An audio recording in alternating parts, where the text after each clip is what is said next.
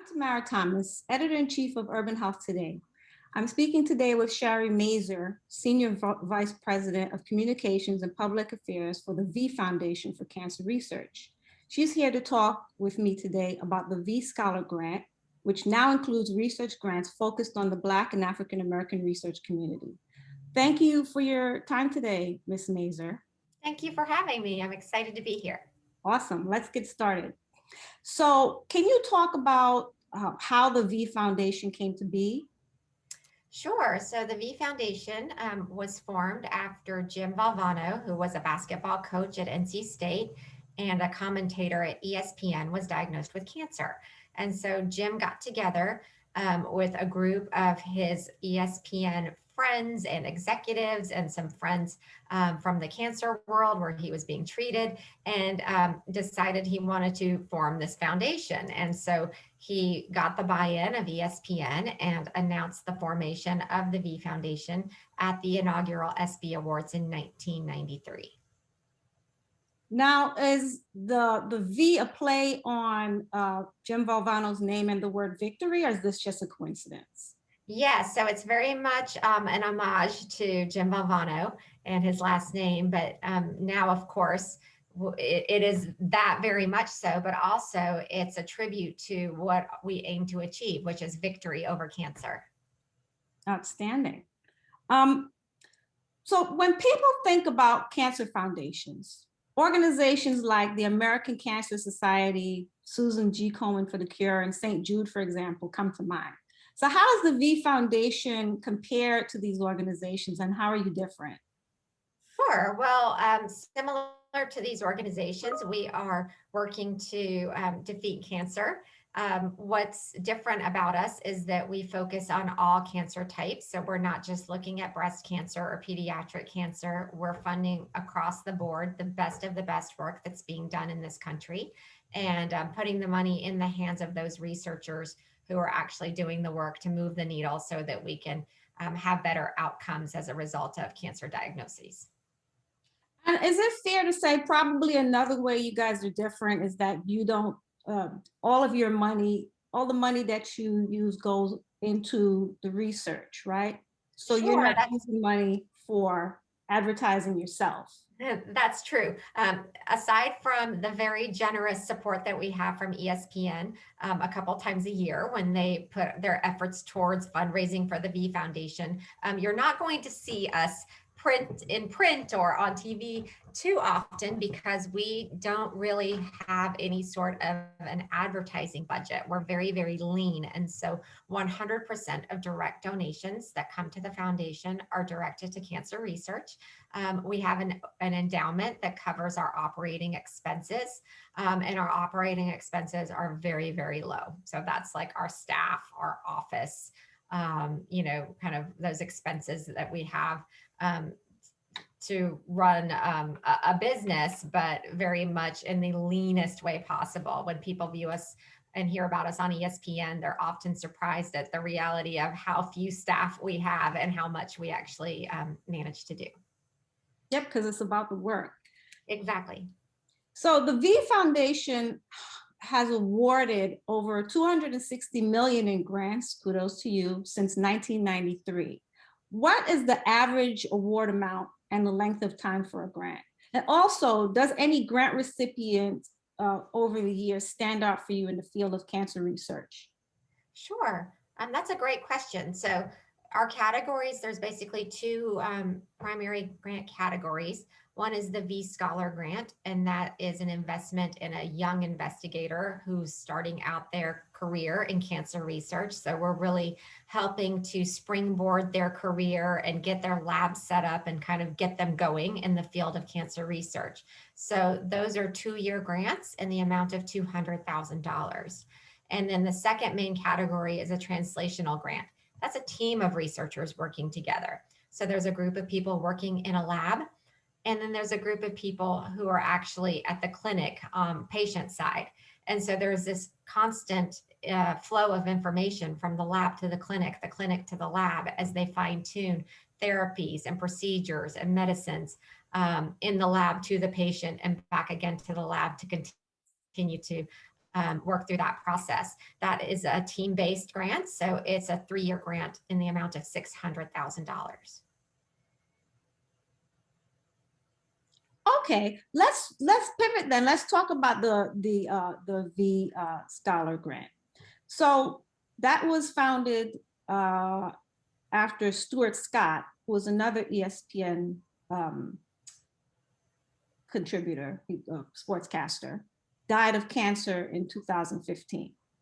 So yes, the Stewart Scott Memorial Cancer Research Fund was established in 2015 when Stewart lost his life to cancer, and the V Foundation and ESPN got together. And Stewart was always such a champion for cancer research and always so proactive in speaking out about disparities in that field. And so in his honor and to keep his legacy alive, we came together and established the Stewart Scott Memorial Cancer Research Fund.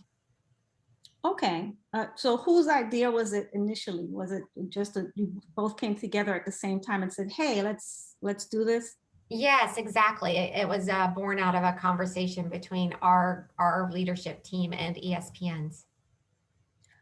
What's the process for obtaining a V Scholar grant? Is it by invitation, or is it just open to young scholars who they have to meet certain criteria? Sure. So we have a scientific advisory committee who is part of the V Foundation. They're a volunteer group of doctors and researchers at prominent cancer centers nationwide. And so this wonderful group of volunteers comes together.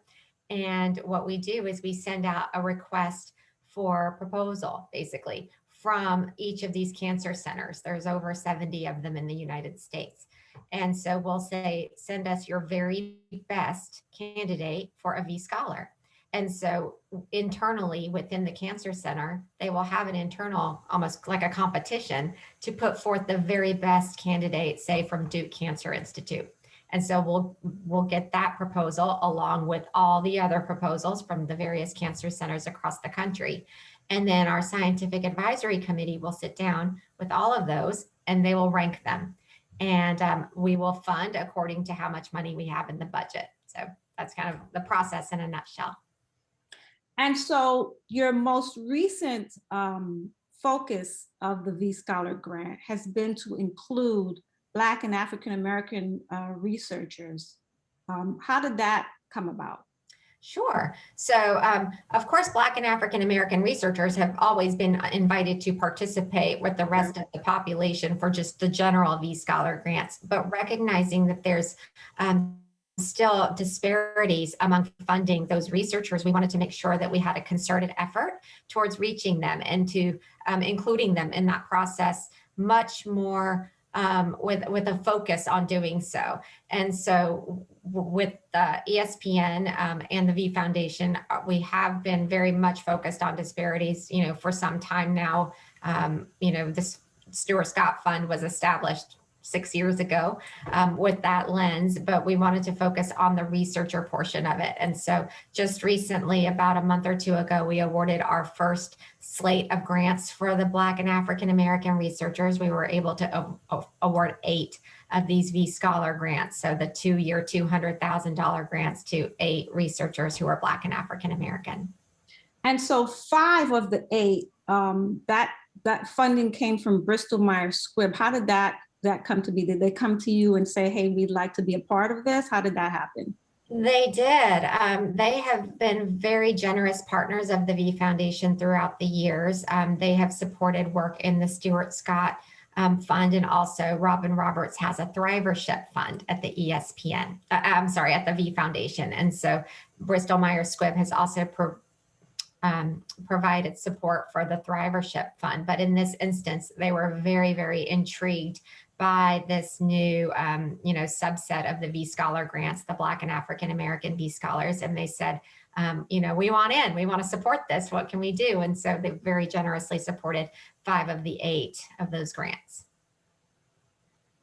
And so the other 3, where did the funding come from for the other 3? Sure. So general donations. So when you make a donation to the V Foundation, as we said, if you were to go online now and make a donation of $10, say, The totality of that $10 is going into the research bucket. And when our scientific advisory comes together and they review the proposals and we fund to the budget, we're funding all the very best grant proposals as much as we can afford. And so kind of that's where the balance of those funds have come from.